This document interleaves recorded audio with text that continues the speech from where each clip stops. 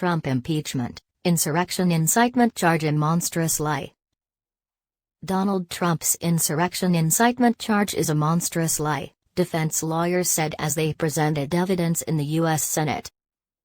Lawyer Michael van der Veen called impeachment proceedings against the former president a politically motivated witch hunt by the Democrats.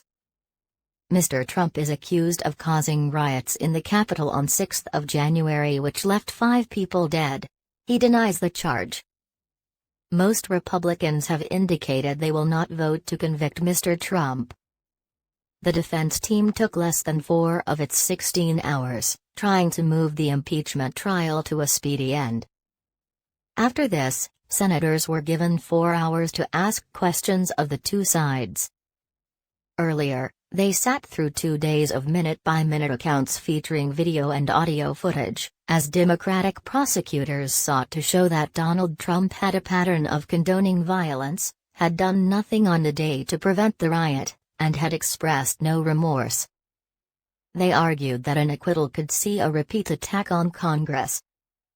What is Trump's defense? On Friday, Mr. van der Veen used his opening remarks to dispute the Democrats' case that Mr. Trump had incited violence during his speech to supporters on 6 January in Washington, D.C. to try to stop Joe Biden's election victory being certified. Mr. Trump had made allegations of voter fraud and urged his supporters to converge at the Capitol building a short while before the riot broke out. However, the fact there was evidence among some groups that violence had been pre-planned demonstrated the ludicrousness of the incitement allegations against the former president, Mr. van der Veen said, adding, "You can't incite what was already going to happen."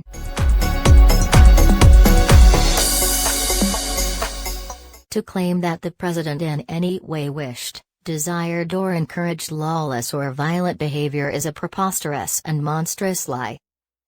In fact, the first 2 messages the president sent via Twitter once the incursion at the Capitol began were "Stay peaceful and no violence because we are the party of law and order," the lawyer said.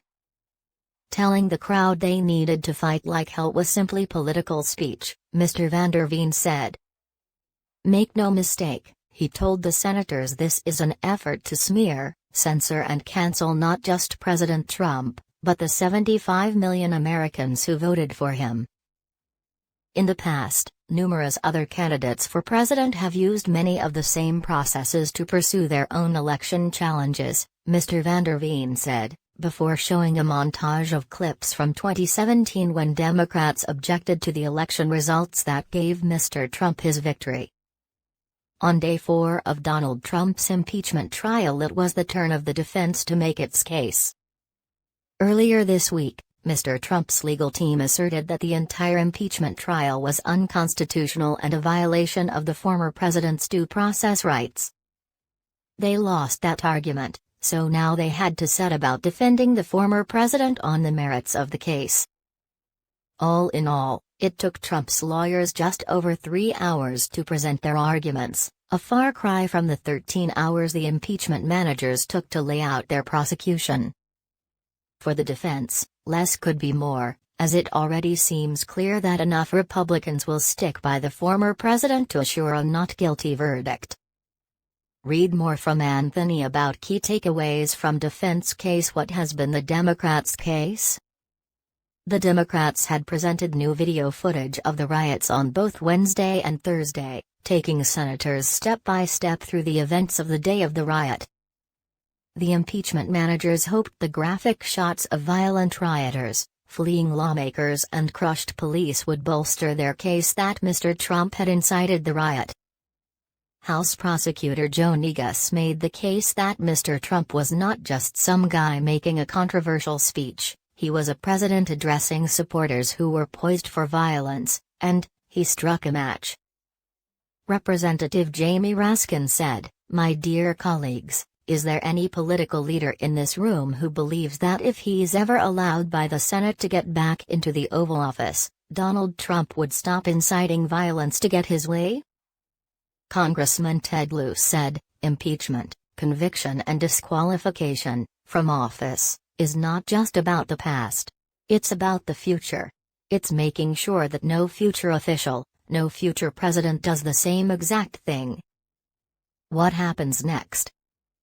A vote is expected over whether to allow witnesses if either side wants them. If they do not, or if the vote fails, both sides will make brief closing arguments followed by the final vote on Mr. Trump's fate. This could wrap up as early as Saturday night or by Monday at the latest, less than a week from start to finish. Senators on both sides have indicated this is likely.